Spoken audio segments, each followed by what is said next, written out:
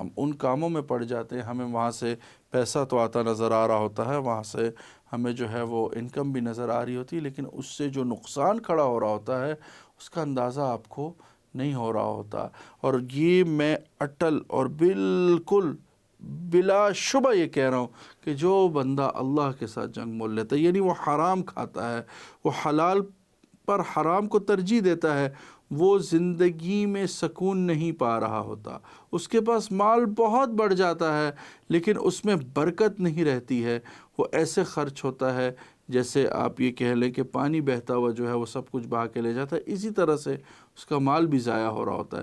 اور پھر کیا ہوتا ہے کہ شیطان اور ڈرا رہا ہوتا ہے، کس چیز سے؟ الشیطان یعدکم الفقر، شیطان جو ہے آپ کو بھوک سے ڈراتا ہے، فقر سے ڈراتا ہے، اس کی وجہ سے انسان اور برائی پر آمادہ ہوتا جاتا ہے، اور وہ جتنا جو ہے وہ برائی کے لیے جو ہے اپنے لیے برائی کے رستے کھولتا جاتا ہے اور وہ اس میں چلتا جاتا ہے، اتنا آگے چلا جاتا ہے کہ وہاں سے واپسی جو ہے وہ اس کے لیے بند ہو جاتی ہے۔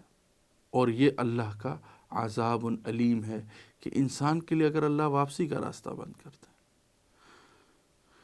عمومی سوال یہ ہوگا کہ اس ٹائم سود تو ہمارے کنٹرول میں نہیں، اسٹیٹ چلا رہی، کم از کم آپ دل میں تو برا جانا۔ رسول اللہ صلی اللہ علیہ وسلم کی حدیث ہے کہ من رآ منکرن، کہ جو برائی کو دیکھے سب سے پہلے کیا کرے؟ اس کو ہاتھ سے روکے، ہاتھ سے نہیں تو کم از کم زبان سے اسے برا کہے، زبان سے نہیں تو کم از کم دل سے برا جانے۔ اور یہ ایمان کا سب سے کمزور حصہ ہے۔ چلیں ایمان کے کمزور ترین حصے پہ تو آپ جائیں، کم از کم دل سے تو اسے برا کہیں، اس کے لیے استدلال تو پیش نہ کریں۔ اللہ تعالی ہم سب کو عمل کرنے کی توفیق عطا فرمائے۔ السلام علیکم ورحمۃ اللہ۔